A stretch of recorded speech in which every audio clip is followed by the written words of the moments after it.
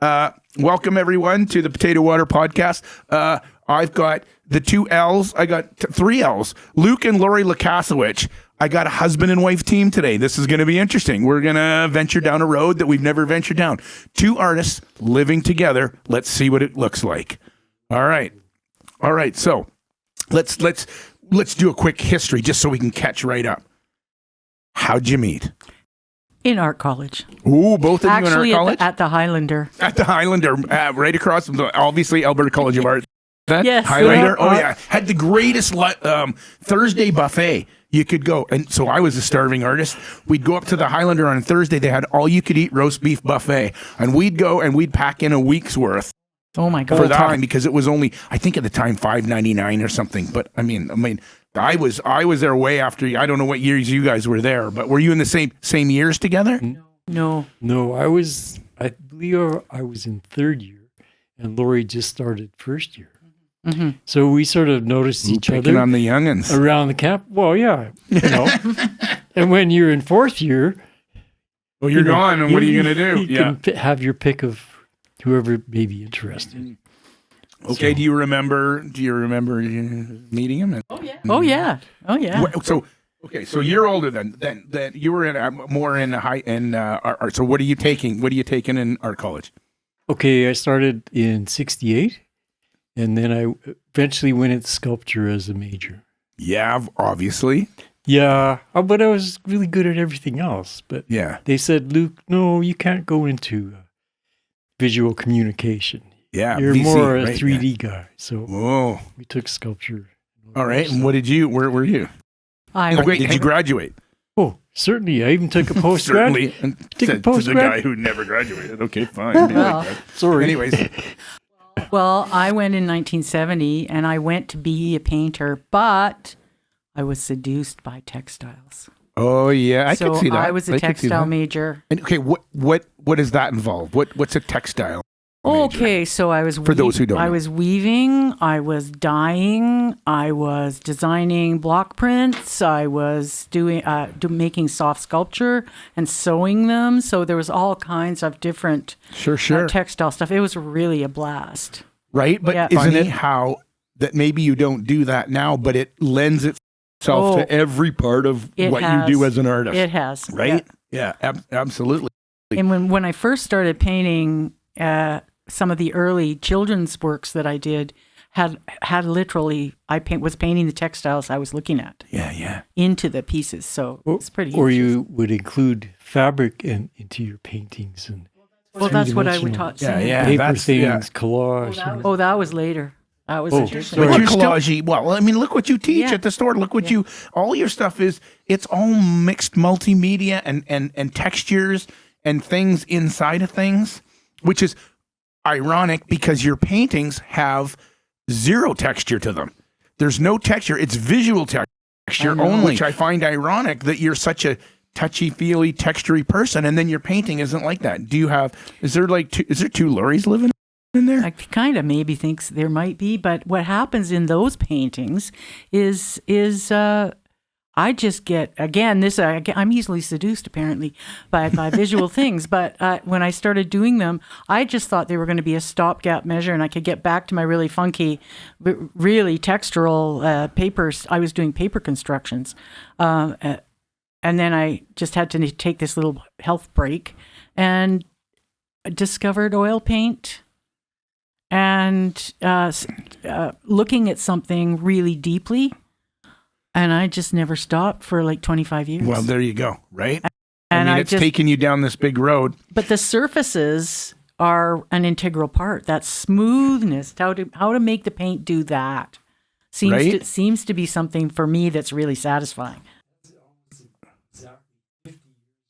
This happened because we had our first son 50 years ago, and we were in a little house down 14th Street by Chicken on the Way. Oh, yeah. And I was taking postgraduate at the new art school. Yeah. And went there to take bronze casting, but it wasn't open. It still isn't to this day. Bronze casting. Yeah. So that's 50 years ago, she started painting. Yeah. And I stopped my postgraduate, and then I became a carpenter. We had a family, Yeah, well, but kid needs to be fed. right into 3D building again. Right. It was just perfect. Yeah, carpentry's just another form of sculpture, really. Yeah. That's interesting to say. So, I mean, it's all everything is all sculptural, but what we talked about the other day when we were in passing and yakking was this whole fact of the more real a painting, like the more realistic a painting is, the more abstract it is. Yeah, absolutely. You know, that all these things. And I was telling you that I once had to paint. I tried to draw cars for a living and go to these car clubs and try and, you know, hey, would you like a portrait of your car? And then so I got a job for this dragster. I had to draw the dragster with all this chrome on it, all the big exhaust pipes with chrome. And as I'm drawing them, I just went, this is just, all this is like abstract shapes. It's just swirly things that you don't really draw this. You just draw these weird shapes. And the more I let go of the actual object and just embrace the shapes, the more real the thing became. Yeah. And that's in your art. Every one of your art is like, they're like mini abstracts. Every one of them. Every square inch. Right? It's just another abstract. And viewed from a distance, they're like very realistic, and but when you get closer, they're totally abstract. They're totally abstract, and I love that. I love that it's in there. Yeah. Even the painting that's behind Luke, you could see it behind Luke. I love the warbliness of the reflection. Yeah. That little bit of, I don't know how you did that. That little, it's kind of out of focus, right? Well, that's so what happens. Yeah, I know it does, but I would never paint that. There's no way. That's I don't know how you do that and make it like that. That's crazy. It's a double reflection of the mirror. You get two reflections. I get what it is. I don't get how you paint it. I couldn't paint that. I could never. I don't have, oh my God, I don't have the patience. Oh, I don't have the skill, but I don't have the patience to do that. Well, it's funny. The other night I was doing a presentation for a group here in town, and I was telling them about direct method and indirect method, transparency and opacity, and I was demoing on some Christmas balls. And I'm not thinking too much of it, and I go ahead because I'm trying to show them how you get a really nice glow happening in your painting by having a really nice tight underpainting, and then layering your glazes. And then later they said, "Oh, you have so much patience," and I wasn't thinking like that at all. But I'm thinking, well, I was just doing the. Yeah, you got patience. I was just doing my thing. Yeah, all right, that's your thing. So that's your jam. That's why you're here. That's your jam. I guess it is. Yeah, that's awesome. That's awesome. Okay, so. Carpentry, we go to carpentry, and how did you end up? Because when I met you, I think the first time I met you, you worked for, was either Canada Fossils or someone, and I forget what I needed or I had to get, or you ordered something and I had to deliver it, and I went in, and there's a fucking full-on dinosaur in there, and you're working on it, and I was like, what the? I was young, but I was like a little kid. It's like, you're making real dinosaurs. Like, oh my God, I was just gobsmacked. Well, the carpentry work I did, I wound up not liking working for somebody. So I joined the movie union. So I was doing a lot of movie construction and theater work. Did you do any famous movies? Anything we'd know? Yeah, Widowmaker, Harrison Ford. Yes. Tom Selleck movie, I don't remember, a Western from way back. Nice. What'd you build? I built Tom Selleck's house. I don't remember. I know. There's all kinds of the job. You just always building something. You never know where it's going to go. Yeah. Al Stinson, an artist friend of mine, called me one day and, hey, these people need some dinosaur bones restored. Like when they come in, they're broken piles of rock, and you glue them together and patch them. We would patch them with Bondo and carve them. And Lori was the realist painter. I think that's what. How do you work there too? Yeah, I did. How long did you work there too? Just about as long. Wow, you guys were there forever. Because I'll tell you, when you guys left, I think was it Canada Fossils? Mm-hmm. Yeah. So they were still ordering paint from me. I brought paint to them. They were on 33rd Avenue or something down there. And then, anyways, I went and you guys were gone. And the girl that was there, I gave her a tub of green gold acrylic paint, and she's like, thank goodness you brought this color. I'm just like, I'm beside myself because I don't know how to match this color. And I looked at it and I said, oh, well, yeah, green gold, but you need some black. And I said, put this. Anyway, she goes, do you know this? And I said, well, I could make that color. Yeah. She puts the paint out and I made the color. She goes, oh, thank you so much. She goes, some of us, like we're not sure, we've kind of, and I just, all I assumed was, Luke and Lawyer aren't here anymore. Now what are you going to do? Well, right? You guys had done it for so long, but I mixed this color. She was so happy. That's awesome. She gave me a little, I don't know, like a flat rock with a trilobite or whatever you call it on there. Ammonite. She gave me one of those anyways. I shout out to my ex-sister-in-law because I gave it to her for a Christmas gift. She thought I picked the best gift ever. And I was like, I don't, they gave it to me for free. What do I do with this? I gave it. Yeah. It looked good. When Wanda passed the bar, I gave it to her as a gift because I thought, anyways. See, but we left Canada Fossil because we got a huge contract to build 4 huge dinosaurs. That were going to a museum in Taiwan or something. I was going to say Japan. Wasn't it Japan? Because I remember we that. We did some for them. Yeah. Stuff went all over the world, like Milan, and it just depended on our client and where he sold. Because we were working for a private, Canada Fossil, we were making the skeletons for them. Yeah. And they would sell them and go around the world. That's right. So we just started contracting for them is essentially what happened. Yeah, you became a private contractor and worked on your own rather than working for them. But we wound up with a huge studio and we needed a crew of up to 8. Yeah. There was so much work. So we got more work and we were doing fiberglass cows for That's right. Remember those? Museum. That's right. Other commissions around the city. So I don't know, you'd remember this, but at one time you had a big twisty triangular steel thing with steel poles, and it was triangular and twisty. Whatever happened? See, I remember this shit walking in there going, "Oh, look what the!" It was on wheels, and you could turn it, and you were making some giant. I don't know what you were doing. Are you talking about the car I made? The brass car? Was it a flock? No, it was the sail. Like a sail, but and it's so reminiscent then of the stuff you do now with the twisty. Like you have such a mind to see 3-dimensionally, like to see when I'm building this side of it, I know what it looks like on the other side or how it's going to look. Like, that's crazy. When I was about 10, I became an artist. I know that's when it started. And when I finally got my own room, because me and my brothers, we used to sleep in the same bed, Yeah. So then I had my own room. I started copying comics and building with toothpicks. I had a beautiful glue that was almost instant, so I could do structures. And I built car models and anything that was 3D. So it was always there. You've always had that. Yeah, that's interesting. The structure you remember is based on a tetrahedron. Which is 4 triangles. But then when you do these radiating lines through it, it becomes something else. Yeah. They look like they're bent, but they're not. They're not. That's exactly what it was. I remember seeing that. And it was, but you had this huge studio and you were doing all the time. Like the world was your oyster. You didn't have to worry. Warehouses. Then the biggest thing happened is we got a huge commission to do a train for the city. The underpass. I remember you did that on the 9th Avenue or whatever underneath. Yeah. I remember that too. I think that's still there. It's gone. It's gone. Yeah, it is gone.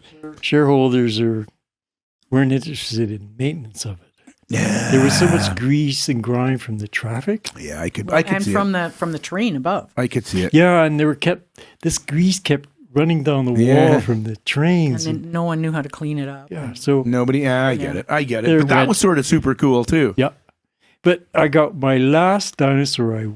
I finally got a studio out in Cochrane. Nice little commute from our house. I remember that by the mechanic shop guy thing. Cochrane Plumbing. That's it. That's what it was. I remember. Yeah. Remember we had a sale and you came out at 40 below. Coldest day of the year. That's right. We didn't show up because it was too cold. Yeah, that's right. I'm a diehard. I'm a lover. What can I say? You are. I built a lot of abstract constructions, and then things ran out, commissions and all that stuff. Started getting my pension. So yeah. I moved home.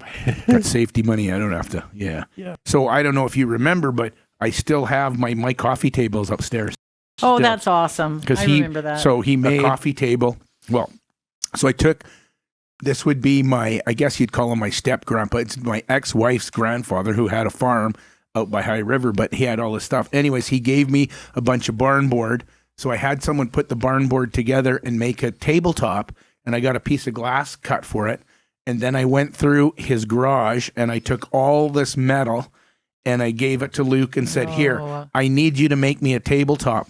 It doesn't work anymore because I've had multiple children in here. It needs me to come back and put the handle back on. But at one time you could crank it and some things would turn underneath, but it's all made out of everything my grandfather had on the farm. It was totally all recycled. It was all recycled, That's repurposed, fantastic. every part of it except for the glass that was on top. That was the only thing. And you had you put the crank. I gave you literally a job in a box, and I said, "Here, I don't know what you do." Well, and then you called me going, "Well, how level does this need to be?" And I'm like, "Well, as long as I can bolt the table to it." But you realize now, so we've just had a home reno, and I've moved the table. You realize it's the fucking ornerous thing to move because it's got to weigh 150 pounds.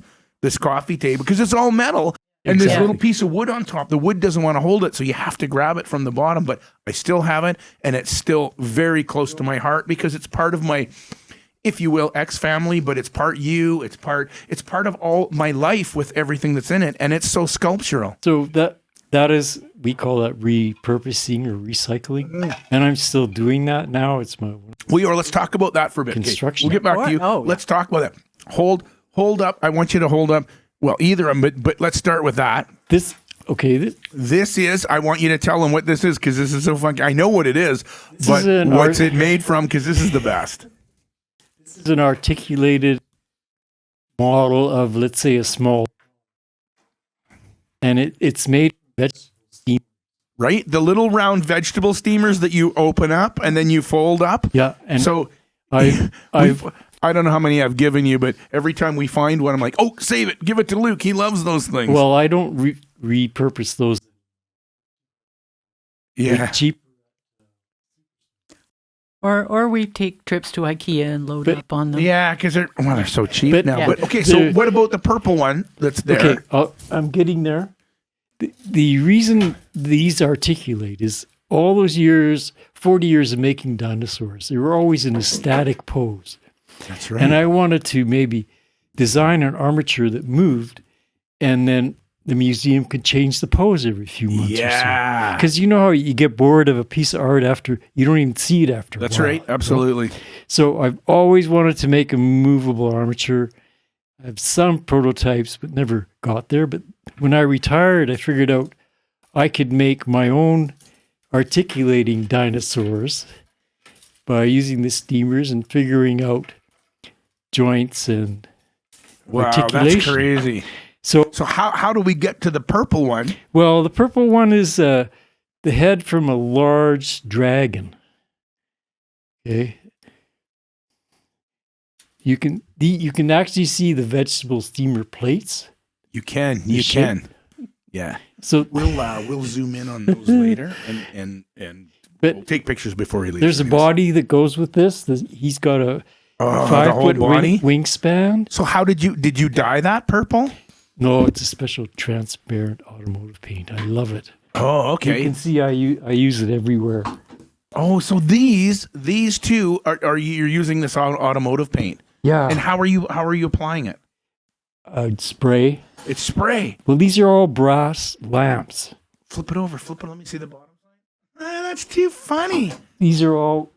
This is like you got to make a chess set out of this. Well, these That's were, what it is. it's so duh. I'm always the last to the party. This is the only part of the chess set and the pawn.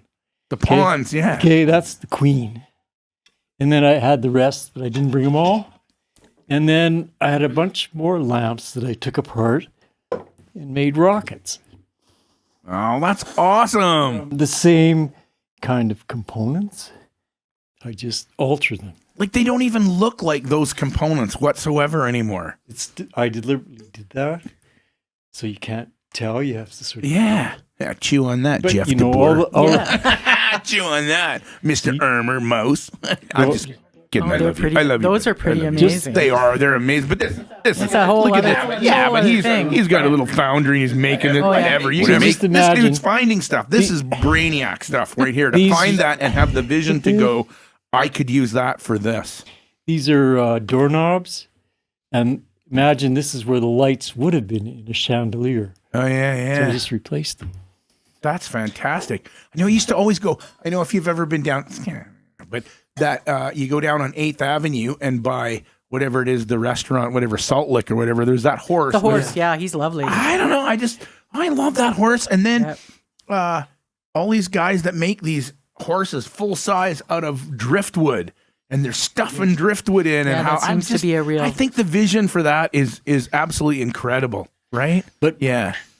I mean, Some- the most 3D I think I've ever gotten is I used to build card houses when I was a kid, the triangular card houses. Oh, yeah. Oh, I'd build them, and my mom thought I had a bit of a OCD. No, maybe not OCD, but I was autistic because I would sit for hours trying to build these card houses, and then they'd fall, and she'd go, doesn't it frustrate you when they fall? I'm like, no, because I get to build it again. I don't know. Anyways, yeah, that's as sculpturally as I got. Yeah.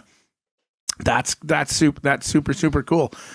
So okay, well, I got to. Oh my God, we could go any direction we want. direction you want. There's any direction you want. So we got two artists living together.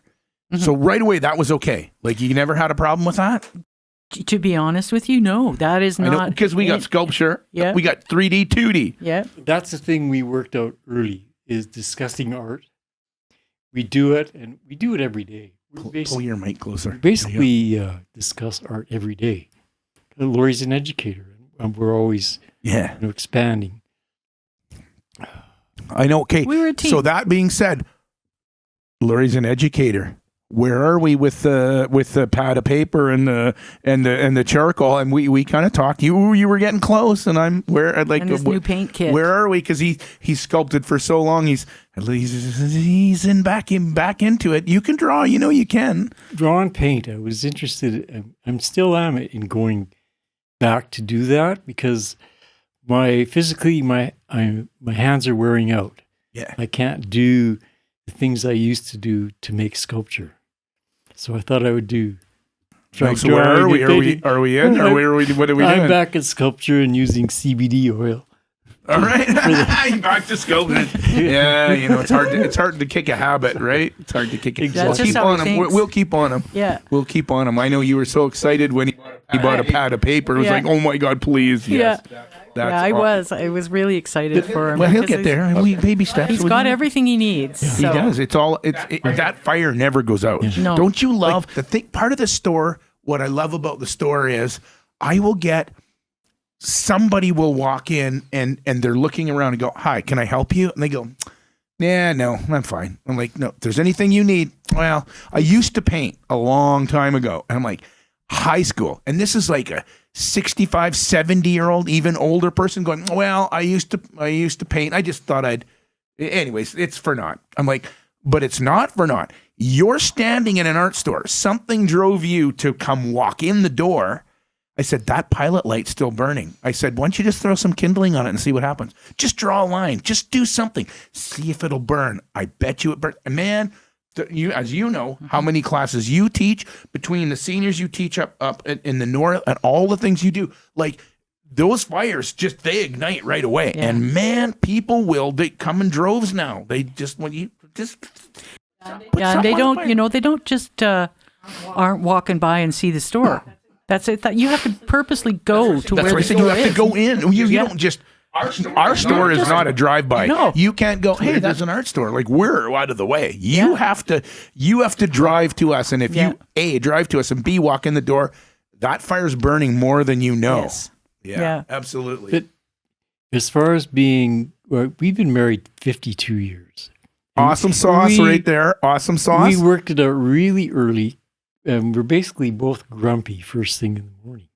So, and I get up. Almost the first 2 years, we almost got divorced till we figured this out. My timing now, I get up 2 hours before everybody else. Oh, you don't want to know what him and I are. He's the him and I do at 5 in the I do- morning I on do the know. internet because we're both morning guys, and we're like, "Did you use this app? Did you use this app?" And we're like, "I did." Oh my god, yeah. Is it our coffee? Do we got to have our coffee in the morning or nobody? I do. See, basically Lori does most of the work, like having the teaching and stuff, and I'm at home, so I'm the housekeeper. All right. So I make the coffee. We have a beautiful espresso machine. Give a little bell from ding ding ding ding. Actually, I do. Lucas, A number of bells. I'd like a top up. I just got another new bell. So I'm housekeeper, and we take turns cooking dinner. But if she works 4 days a week, Yeah. I'm Yeah. a chef for 4 or 5, maybe even Oh, that's 6. awesome. So That's awesome. we worked all that out. She does laundry. I get groceries. Well, You got first thing, pink job, blue job, but it doesn't matter. Now, No. right? It no, doesn't matter. we And- kind of just decided we were a team. right? You know, Perfect. we're in this Perfect. together. We're doing, and then you've got the kids. and nobody then you got gotta- stabbed after 2 years. You No. figured, almost, but After we saved 3, ourselves. we had our first kid. So that's when you got to reorganize again. yeah, you reorganize. But that's when now you're a team because now you have an extra. Like you now have to work on this. Yeah. It's not me and you. No. It's us against them. Now it's us against. They got a little kid. Oh my God! It's us against him. We got to be careful now. Well, no, that was never like that. But Yeah, wait till then you had more, and then you realize, oh my God, I have more kids. It's them against us for sure now. Well, it's very interesting. We had three boys, and that makes it quite interesting too. Absolutely. So, Well, I'm the oldest of 6 before we girls. Go, oh, you are. I am the oldest of 6 girls. Well, you got. I was absolutely You're the shocked head. that I had a boy. You're the head of. You got 5 sisters. Did you want a girl? Did anyone? No, I did not. You know more girls. You're done. I was you're done. Done. I was 3 done. boys was awesome. I was done with it. Did you want a girl? After 2, I figured let's go for Have a girl. I know. I had 2. I wanted a girl. I did, but I was. No. I was like, oh my God. If I could have had a girl, I would have had it. I would have done it for sure. But I have 2, and just my Scottish dad and everything. The economics was 2 children, 3-bedroom house. It just works. Everything after that falls apart. It's like, I mean, but it doesn't really. I mean, you just You just do I mean, what my you God, do. people had 0 money and 17 children, and they made it work. So I don't know why I thought that, but anyway. So you're the oldest, and Yeah. of course, probably had to take care of every one of them. Yeah. Are they close, or are they like Yeah. a bajillion miles apart? Every 2 years until the 5th one. And then they thought they were done. But then, boing, 5 years later was the last Ooh, one. so there's a bit of gap in the Yeah, last one. Are yeah. you close to all of them? or are I'm you? probably closest to the last one. Her and I Of course, you her and gotta I take are care of really the close. baby. And yeah. She was our little ring Bear, flower ring bearer. girl, Oh, flower that's girl at our awesome. wedding That's when she awesome. was 3. Yeah. Wow. You got 3 boys. Yeah. Where's the artist? We got 2 visual artists and 1 musical artist. That's right. Okay, so let's hit on them just for a minute. Okay. Yeah. So what's okay? Go through oldest to youngest. Talk about them for a sec. Our oldest son is a video. No, he's not a video game. He's a website designer. Yep. Very high end. He's done accounts for Rolex, Budweiser. Really, Wow. Really, So that's really high end. They will go fly down to LA and do a photo shoot. Yeah. Or Wow. They go to a desert island to put Rolex in the sand. Wow. What's his name? Carl Shout out to Lakwsewich. Carl, baby. Yeah. All right. And our youngest is a video game designer. Are they all Lakwsewiches? They are. Nice. You carried the name well. Yeah. Sorry, what's your maiden name? Ellis. Ellis. Oh, that's cool. Yeah. Okay. Anyway, sorry. That's just me being And stupid. Our middle son is a musician. And what does he do? What's he play? What does he He do? plays Keyboard. electronic music. Oh yeah. And he's doing pretty good right now. So But they're all making livings, and they're out there. And what's your youngest do? he's a video game designer. All right. Wow, that's crazy Yeah, too, right? really high end too. But you got 3 kids that as 2 artists working together. You got 3 kids that are arty, yeah. and you made it, and they go out in the world, and they're okay. Well, we think they did. I mean, when we were in those studios, they were always there. They were part of We the crew. hired them as part of our crew, and it was part of also the 2 art guys. It was part of their education, Yeah, working with us, seeing Working in teams. the whole process of. sure. Which is why they work for companies that are in teams, and they know how to do that. That's and right. they were used to it. Yeah, absolutely. Whereas a fine artist doesn't work so well in that kind of a God. situation. Well, don't touch my stuff and Yeah. go away and know that that's not wrong. It's right. And we all live in our own little world. Boo for me. And Yeah. We're now, the four of us graduated from the art college. The two Well, I guys didn't were- graduate. let's go down that road because I didn't graduate. Well, I mean, the thing was, we went back. Hang on. So when did you quit? Okay. Well, when did you quit? And was there a reason you quit? Yes. We took a year off to, after he graduated, we thought, okay, well, let's take a year off, get set up in our marriage and everything, and then I'll go back. We did that. We moved to Edmonton for a year. We moved back because I was. Did that hurt? I was Just kidding, Edmonton. I love you. But That's my hometown. I was back in. Oh, I know. No, I feel the same way. Never mind. I feel the same. Yeah, I got back into school and bingo bango, what do you know? I'm pregnant. Oh, there you go. The year I took in 75, we took a postgraduate, and Lori went back with me. We both went back to the new art school. What's the deal with moving to Edmonton? Slight of you were born in Edmonton, but we had a free place to live. His parents' place. well, hello, We had free rent. Free rent. We're poor. Free rent. I'm in. I'm in right now. Yep, they had a suite in the basement.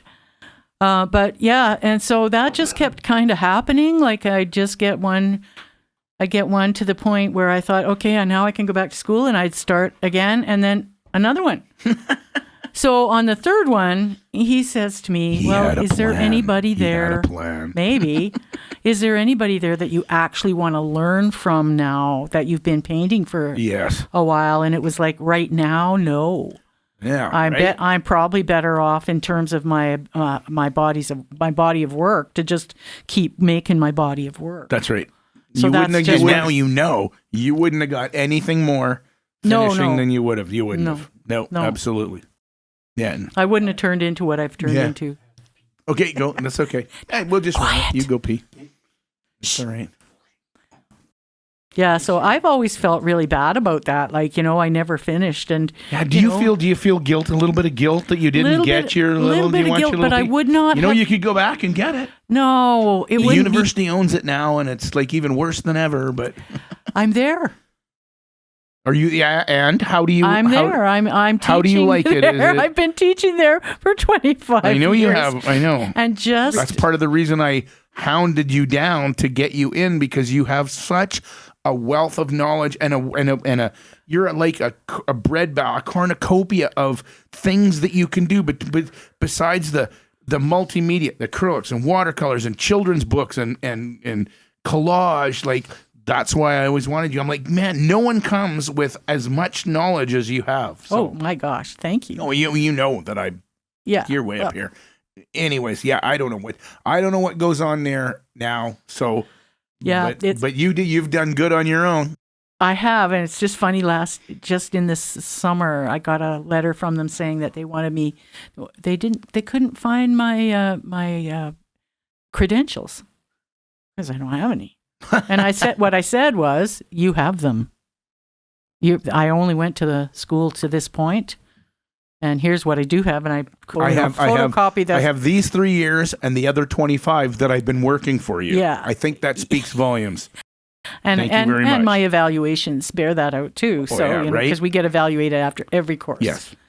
And I've enjoyed my time there. I really have. I love the freshness of new people. And to be able to introduce people, I think of myself as like a foundation specialist. Right? You're the Walmart greeter of art. I kind of am. And I like that. It is. No, that's a super good thing. I'm very protective of them. And, when I hate it when either art companies or YouTube tries to educate my people, and they tell them all the wrong things. Yeah, there's a lot of that going on too. I really, really don't like that. So he's kind of, not that an artist would ever retire, but he's kind of retirement. Is this in your radar somewhere? I kind of can't see it because I really love teaching. Right? Absolutely. Even if I did retire, I'd still have to have a couple more. I'd still have to have a couple of classes. I can't see it. I know. I know what you mean. Yeah. I love that connection. And right now, I'm down and don't do as much, but you always got to have your hand in it. But I'm, you know, the especially the groups that I've got at Swinton's, those are the studio classes, right? They're not the introductory classes. These are people who've gotten a taste and they come, and then the idea is to develop them. And don't you love watching them grow? Well, right now I feel like they are all blossoming so well. I just Isn't it crazy? It just delights me that you take them and it's not just overnight, but they kind of go and then they go and then they fall off a little and then they go and then all of a sudden, boom, they start to get it. It starts to gel. Yeah. And you can see the smile on their face, and you can see some of them walk out, 6 inches off the floor. They're not even walking. They're floating. They're so happy. Yeah. Or you're working away and the whole room is quiet.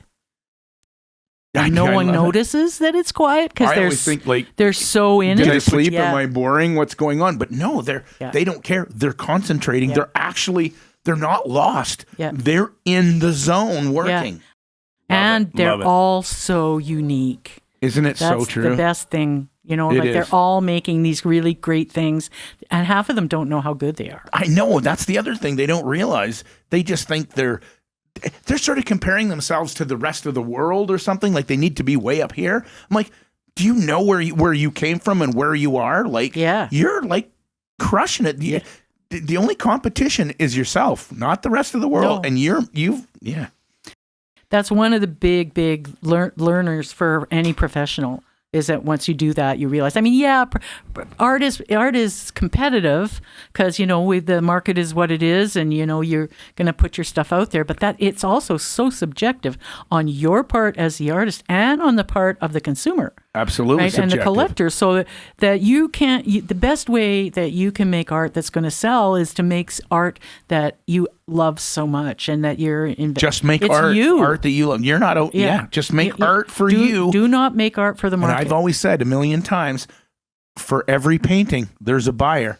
Just got to figure out how to connect to get it in front of them. I'd like to find more of those actually. But I was going to say that a lot of students that have taken training at other art places find Laurie, because Laurie does the classic teaching. I know, that's it. The classic. There are different ways of teaching. Fundamentals is so important. And this whole wave now of, let's paint intuitively and let's use our intuition and let's be more. See, my biggest problem with art college was a little bit of that I went and they said to me, you asked too many questions. Just be creative. And I said, I think I am creative, very creative. I don't think I'd end up paying for art college and coming to art college if I wasn't creative. Now, tell me what to do with my creativity. Show me the tools, show me the things. Yes. I have the creativity, but they were like, no, we want to take you as nothing and then you get you free and be creative. What they want you to do is seek out those fundamentals on your own, and that's what it looks like to me. Yeah, that's their measure of how interested you are. That you will go outside of school and learn your color wheel. That you will go outside of school and figure out. Thanks, I'm taking tennis lessons, and I got to go to the racquetball coach to find out what I'm doing. It's astonishing. A lot of people are so surprised when they hear this. But I have to say, on behalf of the school, they do something that tends to crank out people that are madly in love with art. That they're not madly in love with what we would call more traditional arts that we're really involved in, right? The kind of painting I do or the kind of painting that you do. No, they do take that quirky, weird person, and I will give them this, that they give them permission to do what they do and go, screw society. This is what I want to do. And I mean, look, how many of those get away with it? And how many of those of us have left in the flounders in the middle? But I will give you that. They factor into that whole contemporary scene where there's a lot of installation, there's a lot of video, there's a lot of film. It's a very mixed bag, and a lot of amazing stuff comes out of that. You're not wrong. Okay, shout out to the defense. My feeling is they've dumbed down the whole process of doing art for people. They would. How do you mean they've dumbed it down? How do you mean? It's as simple as leave it as. A lot of the finished pieces I see, to me, look like underpaintings. More should be done. You go into it more. But they've dumbed it down so minimal is enough. Are you talking about de-skilling? Deskilling. Oh, have you heard that term? No, this is okay. So here we go. I never do. I don't know what this is. Well, it's been a newer thing for, I'd say, maybe the last 10, 15 years in contemporary art, and I know you've seen it. We've all seen it. Sort of, you're looking at a piece that doesn't know, is it a cartoon? Is it a traditional still life? Is there a figure? What is that So you figure? can't pigeonhole it. Well, it looks very naive. Oh, yeah. It's like the beginnings of something that Yes, I was get never you. taken any further. Okay, so where are we going? Where is this a good thing or a bad thing? Where are we It's going a with huge movement. Apparently, this is the latest. I've had a couple of students who've just been to New York in the last couple of years, and they're like, I couldn't. Well, that's interesting. That I you couldn't say that. stand it because it was full of that stuff. It allows more people to put art out there. It's true. Well, it's so weird. Isn't great. So this is just so stupid that I'm going to just do this. But so there's a guy that I follow on Instagram who draws these childish, bad, horrible, terrible drawings. And he's kind of weird, and he wears a weird hat, and the guy's just probably from another planet. And he draws these things, and he goes, I'm going to draw this. And then they're so terribly bad, but they're so childlike and wonderful and beautiful, and I can't get enough of them.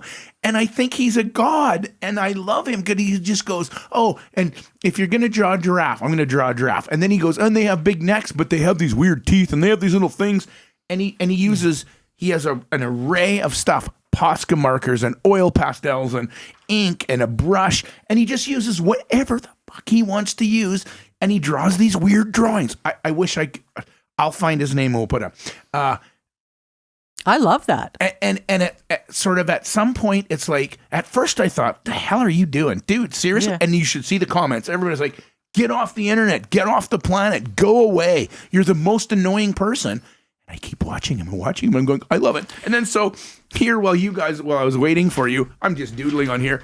I drew this stupid picture of Geddy Lee from Rush, kind of as I was thinking of going, it's just him and some speakers and he's running around. And I don't know, when you show the guy, you'll see, oh my God, I kind of really like him. And that must be, when I send him to you, you'll go, that's descaling. Well, deskilling is what it's called. And descaling. I can't tell if the guy's having you on? Yeah, having me on, or useless, or he's like seriously a genius, or he's just doesn't care and he's having fun. And I think that all those elements are probably at play, all of them. And I think that in a certain way, that's incredibly exciting. But as a person who has spent the last 50 some years doing what I'm doing, I get sad and tired because it's like, is it really? I have to compete with this, but. Then on the other hand, Picasso, I'm so excited. Wasn't he like descaling? Descaling? Like when he said that's a really interesting. That was 100 years ago. That was really I know, but wasn't he kind of saying that this is okay to do? He reinvented everything. We as contemporary artists, we owe everything to Picasso. I 100% agree with you. I'm not particularly sure I'd want to live with any of his works. I don't particularly or think him I would have himself. Enjoyed his company. But he was the one that said, shut up, just do this. Well, because he could paint like a master when he was 14 years old. But that's a whole other thing that I don't want to go down about. That his dad could paint and taught him, and he had lots of lessons and whatever. Well, he did. This is that going back to, paint intuitively. And all the people like the Kandinskys and the, what is this, Wassily Kandinsky or whatever. Well, Kandinsky, all those guys. And these guys, you go down the rabbit hole, they all had art lessons. They all did. They knew shit. Well, and they were like, oh no, I'm just intuitive, right? This intuitive shit. Anyways, I'm sorry. Picasso said you have to learn the rules before you know how to break them. Yes. And I totally get that. I would say that's what's missing. If you are self-taught artist, but if you are a self-taught artist, there's no such thing. I just saw something. I believe you there too. I know exactly what you're talking about. What if you're no such thing? There are naturals. Can you imagine absolutely a self-taught artist? That is like a blind leading the blind. There's no way. You see that in their work. I know self-taught. I didn't go to school. But get a YouTube video. You're now not self-taught. I'm sorry. Yeah. You're not. Yeah. There's no way. Yeah.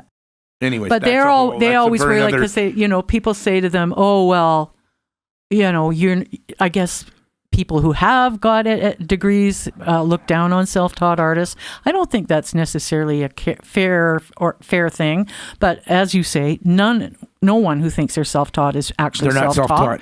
Art is the only thing I know of that if you're a lawyer, you have to reach the bar and go up. If you're a mechanic, you need to be licensed. You need to do this. If you're a doctor, you need art. You should have a degree to do art. And the weird thing about art is that you don't.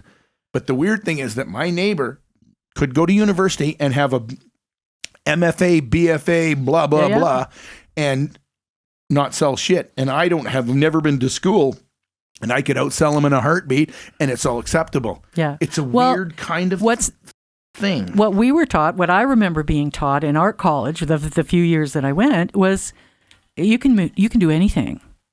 You can paint anything. You can make art out of anything. Just get good. And I think that's the crux of the matter. What does that mean? So on the top of my easel, it says, be good, or get out. There you go. Right? But what does it mean? It is, like in this world that we're living in right now, what does that even mean? Because if everybody is essentially an artist as a young child and growing up and as a human being, which I believe everyone is full of creativity, what is the thing that makes that difference between someone whose work is, are you ready to be in a gallery? Or why is a gallery going to reject you? Because the work is not good enough. And people are always like, yeah, but I can sell all this on YouTube or on my website or Etsy or wherever. And everyone kind of bitches about that. Oh, everybody's an artist these days. But I can show you in a book that I have that Rembrandt was sick of it going, every housewife, this is 1700s or whatever. I don't know when Rembrandt was. I forget my art history. Oh yeah, that's Doric, and that's not. And remember those slides and Hilda von Bingham or whatever her name was. Like, this is, anyways. Now I see I lost my thought. No, my that's God. Okay. No. What was I saying? Rembrandt. Oh yeah, Rembrandt. I have a thing. A quote Rembrandt says is like, "Oh, every housewife and every darling wants to be a painter," and I'm like, "Well, that's 7." Rembrandt said that. Rembrandt was annoyed I never heard that he had to teach to make extra money, as most of us do. It's many irons in the fire, and you need other means. Like you get, like, honestly, how hard is it to just sell art and make money?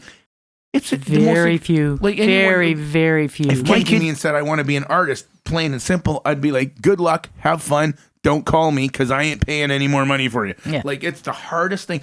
I don't even know that I could name anybody that does it because they all have spousal support, teaching support, other means of whatever they're doing to make money. We all, many irons in the fire to do. Rembrandt said, "I'm tired of housewives and darlings wanting to paint. It's full of them and it's leaving me no room." I'm like, there's got to be 1/10 of the people on the planet at that point in a small little and Dutch it was happening then. And he's crabbing. And people crab about it now. So I say that. Except the difference is now the internet is worldwide and everyone can find out. It used to be you had to seek someone out. You had to practice and do this. I mean, you still have to practice.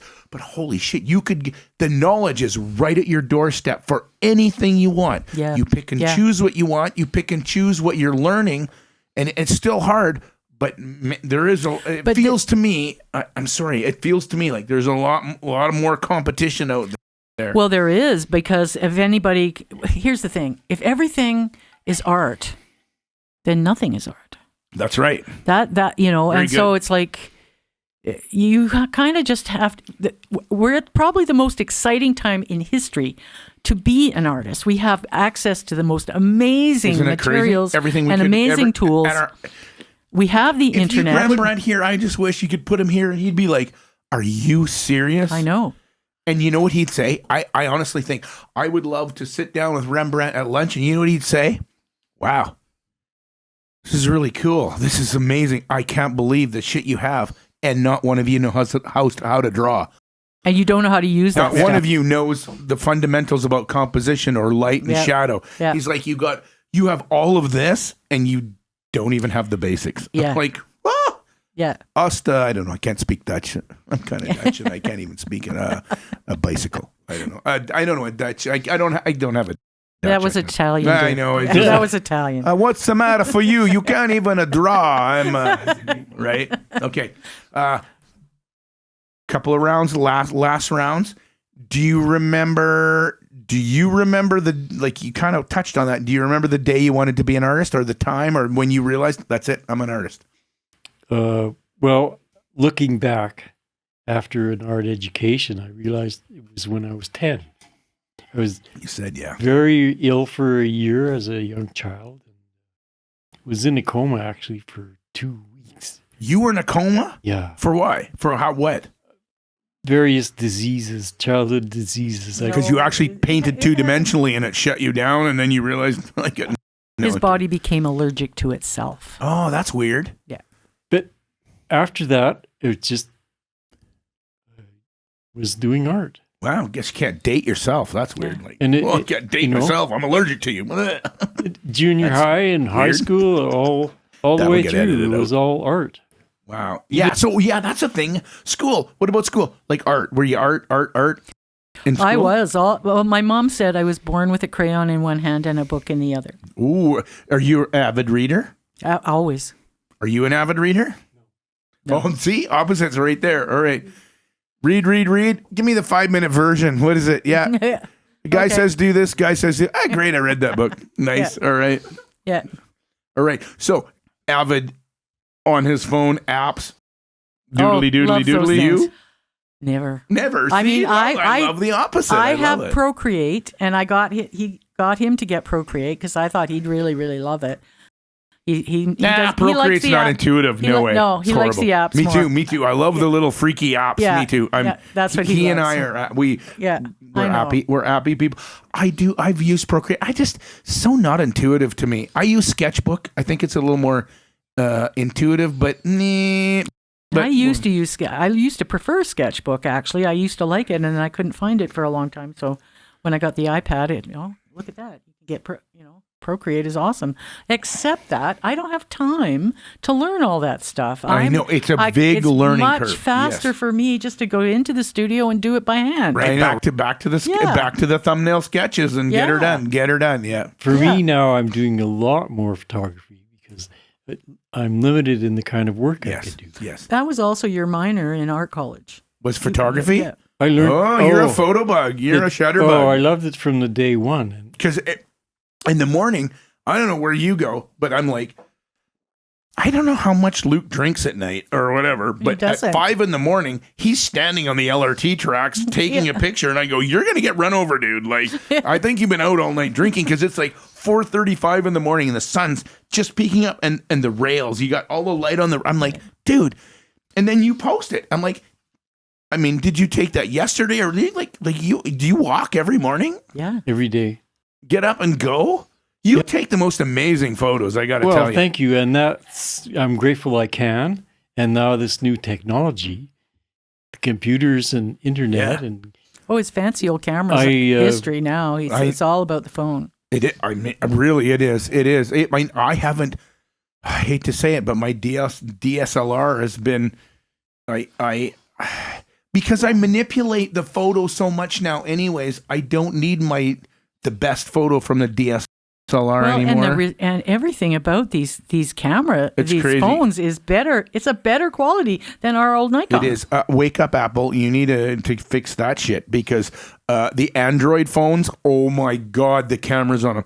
Really? Jane Romanishko, my friend, literally, I can see a boat and it's this big out on the horizon. It's this big, and she has an Android phone. She paid, I think, $3,500 for this phone. But think about it. If you got your phone and got everything else, and you got you're going to pay $2,000 for a camera. Yeah. DSLR. Boat this big. She will zoom in, and you can see the dude's watch on his arm. And I kid you not. I'm like, seriously. Absolutely, she can. It's blurry, but I'm like, the boat is this big and the dude is this big, and you can go in and actually see that. Yeah, it's like astonishing. Like if you're gonna cheat on your wife now, you better beware. Man, they can see you from outer space. Anyways, I mean, and I'm grateful too because from the phone camera, gone from a 2-inch screen to an iPad, which Yeah. makes a great difference in editing. And So that's interesting, though. Your photography but sculpting. That's almost like even painting. As you know, many books tell you if you want to learn to be a really good painter, you have to sculpt. You have That's to learn interesting. about thick and thin and building relationships with that. So I mean, I get that, but photography is so 2D, and you're so 3D. I think I'm an overall artist.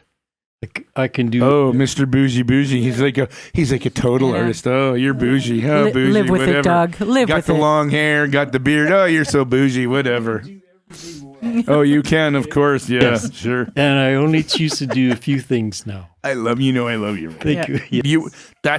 But He was a way better painter when I met him than me. I had no idea. I was 17 years old when I went to art college. Ooh. I know. Cradle robber. Yeah. Well, I was 18 She was when I met older him. than that when we got married. Oh, yeah. She was, I wasn't. It was all I safe. wasn't 14. You didn't do a Jerry Lee Lewis or whatever. No Jerry Lee Lewis going on.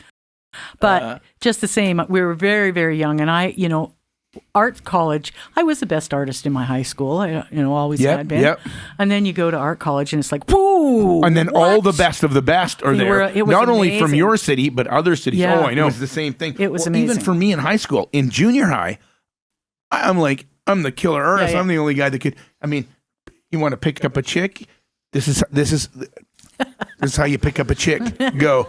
Oh, you like Barry? Oh, here's a picture of Barry with a big nose. Ha ha ha. And everybody's like, that's Barry with a big nose. You're funny. Yay. And then she's like, oh, you drew Barry funny. And then they like you because you're a comedian and you can draw Barry with a funny nose. So I realized right away I could use my art for this. I just never heard that. Come upstairs and see my etchings. I never went beyond that. Yeah. I just could draw. Yeah. And I used it because it was humorous. Yes. And so in junior high, I'm like, great. I go to high school and now I got 4 or 5 of these guys. And I'm like, oh my God. Oh, and fuck, he can draw. Like, I got to step it up. I got to get some shit together. And I did 10, 11, 12. I got my shit together. I'm a little bit better. And then I go to art college. And it's like, now I have 35 more of you and they're killer. Some of these guys that went in there. And I'm like, holy crap. Like I lived in a little pond. Yeah. I didn't realize how creative and how and art college for me. Look, I grew up in Canyon Meadows, right here at Calgary. 2.2 children, white picket fence. Mom and dad lived together forever. No divorce. I just lived the best community ever, best school, high school. I go to art college and whoop, there's a bunch of more like my school, junior high, maybe one guy, high school, a couple of weirdos, art college, like, oh. Nowadays, like when I grew up, like transgender and gay and whatever, you were like, they were just either weird or gay. That's what you said. Now it's all acceptable. And I love every one of them.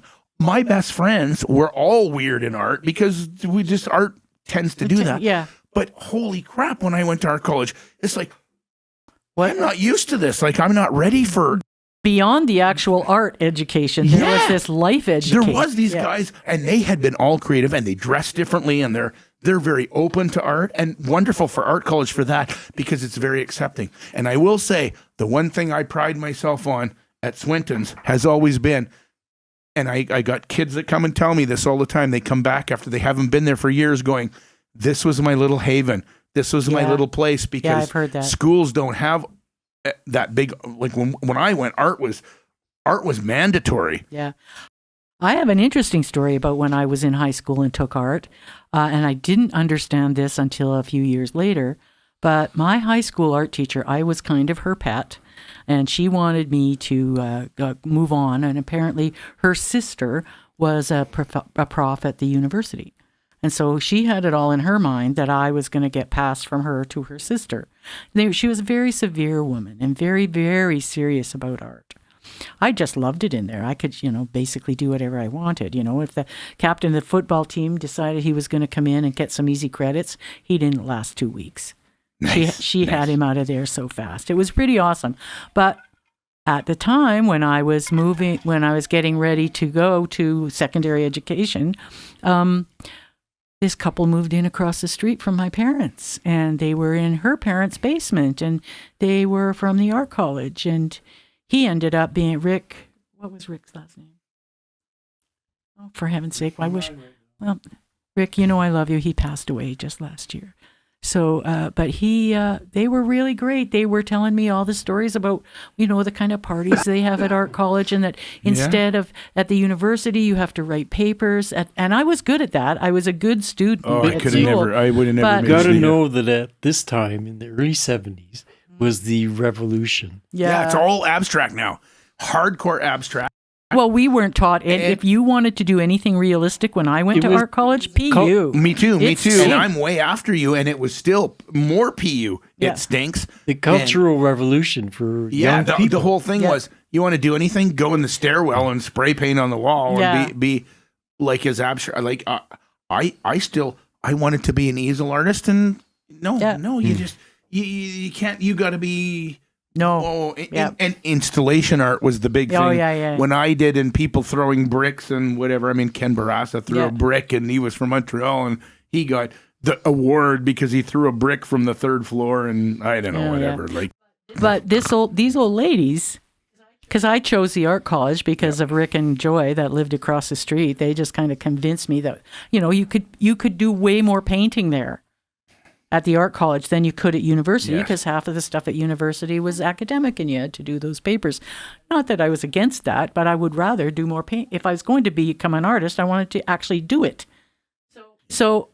But years later, I discovered in one of the books about Alberta artists, these 2 old girls, the old sisters, were very pivotal in the modern art movement in Alberta in the early days. Wow. Cool. They're in history books. And you don't remember who? Her name was Helen Stadelbauer, and her sister's name was Isabel Stadelbauer. I don't know that name. I should know that But they're from that early group. Connie Kirkpatrick. Stadelbauer, where are you? Connie Kirkpatrick, come on, tell me. You know everything about art. She's in my class. She knows if she doesn't know who it is, they don't exist.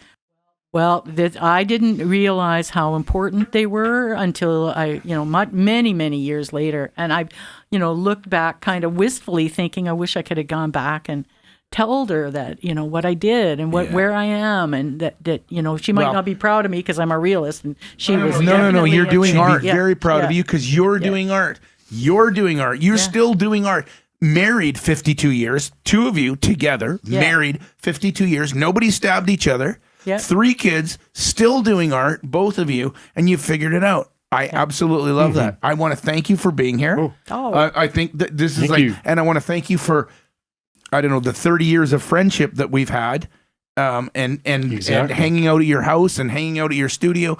I want to thank you for everything. You guys really, honestly, I got, you and I now have to trade because I need a piece of you in my house. Oh, absolutely. I do, 100%. And anyways, thank you guys for coming, and thank you for having us. I love you. Oh, we love you too.